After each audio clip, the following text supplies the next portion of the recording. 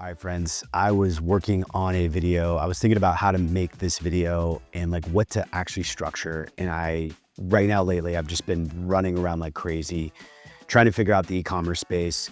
The brand has suddenly taken a huge dip, and it's largely because we just took our eye off the ball with our primary traffic source, Meta, and we've been getting our ass handed to us. So in this video, I'm gonna talk about what we've been thinking about, what the numbers have looked like, because we've done quite well. I think 1.8 million in the first 12 months, and just thinking about how we can get back on track, because frankly, I'm a little dumbfounded and I'm getting pulled back into the trenches. And obviously as an executive, you're supposed to be out in this like, you're supposed to be strategic and not tactical. But the reality is if your business is struggling, those areas that it's struggling in, you've got to get back into it. So we're going to jump into some of the numbers, and I'm going to talk to you about the strategies that we're going to employ right now, immediately, and what I'm doing and what my focus is going to be at the moment, as well as strategically how we want to kind of approach this, because it's kind of a bloodbath right now. It's just everything we're doing right now is not working, and it's just been rough. All right, so I'm going to pull up our triple whale numbers and just kind of talk about the brand briefly for a minute. We've been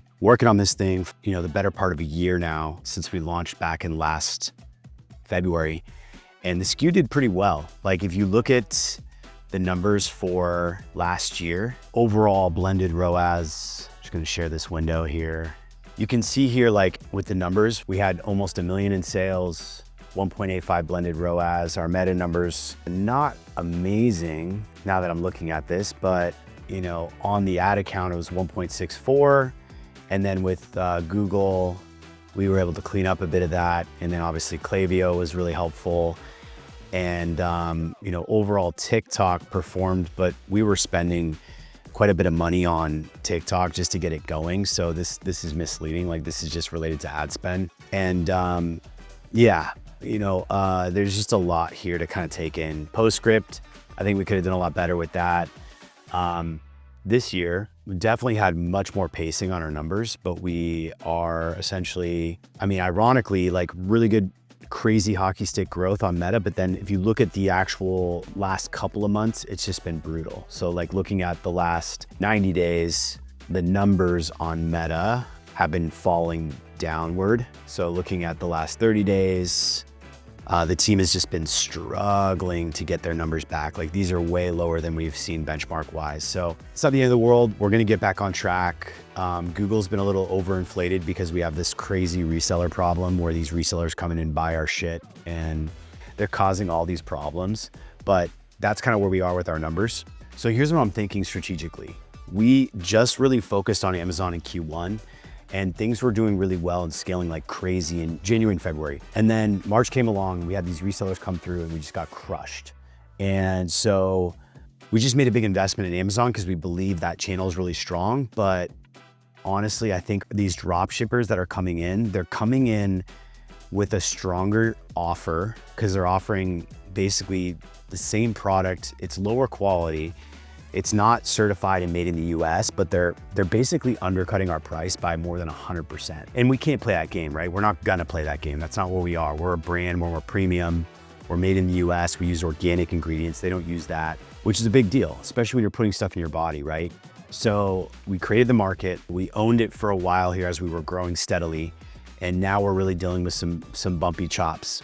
Got back on Amazon here, established an agency footing, but that's a big investment. So I'm nervous to spend that kind of dough when we are no longer on TikTok. TikTok's kind of a leading driver, and then the creative from TikTok can feed over to Meta, and we can get all this top of funnel, high hook content, we can get the data, and we can scale. So that's really what I'm thinking of right now, is how do we get this brand back on track and really make sure that we are absolutely crushing again. And so I'm actually thinking of pumping the brakes. I'll leave Amazon the way it is, keep FBA inventory flowing in there, but we are just there to clean up because our reviews on Amazon, our whole Amazon strategy needs to be rebuilt. It's just there to kind of catch the overflow of what's going on with Meta. And I think Meta is there to be a secondary channel. Our primary driver of new customer acquisition, but a channel that can just manage the offload of TikTok shop. And also introduce the product to the older ICP, ideal customer profile, And so we just have a big thing we need to tackle with our actual media buying approach. So here's what we're gonna do. On the Meta front, we're gonna get our footing back. And the way we're gonna do that is by starting to create some differentiation in the marketplace. We're gonna start to get to this point now where people kind of know what this product is, but they don't fully understand. We haven't really educated them on how our product is superior to the competition. So that's step one. We're gonna create some angles. We're gonna create some us versus them, not necessarily calling out specific competitors, but really speaking to the quality of our product and us versus the other categories. So we can get more of this top of funnel, like generating awareness in our ecosystem, because some of these other drop shipping brand, knockoff brands that are making the product for a lot cheaper are doing it and they're running all these ads in the ecosystem. So that's core step number one.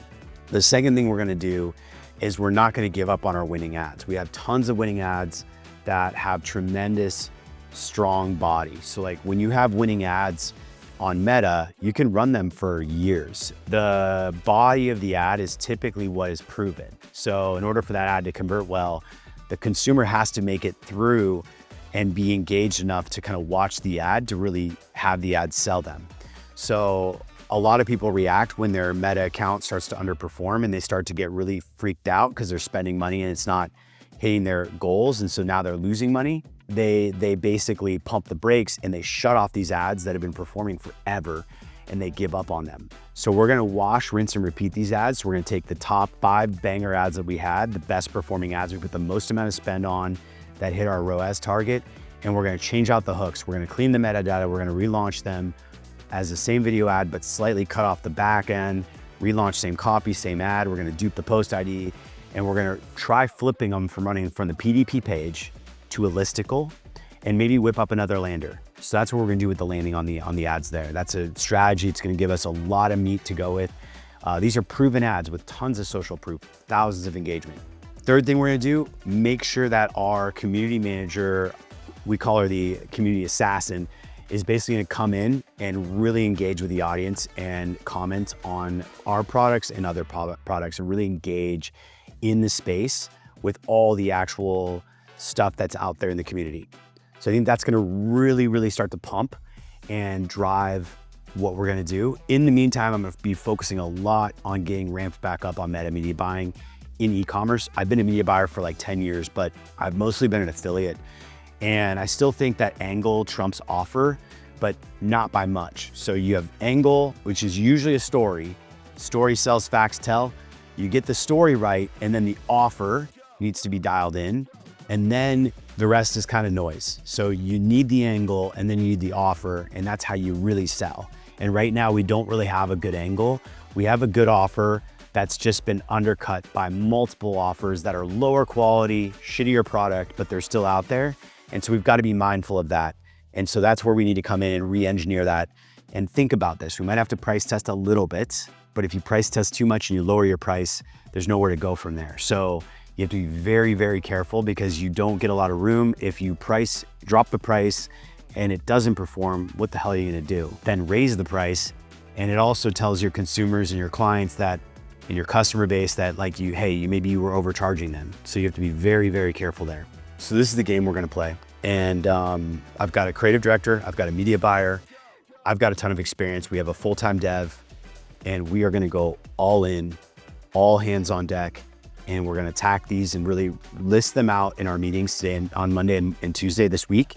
And then we're gonna collectively assign and allocate and focus on what we need to do and pick the priorities and then really attack these priorities in the order that we think makes the highest sense to really test, get the team together, and really attack these things. So I'm excited about this, but it's gonna be obviously a lot.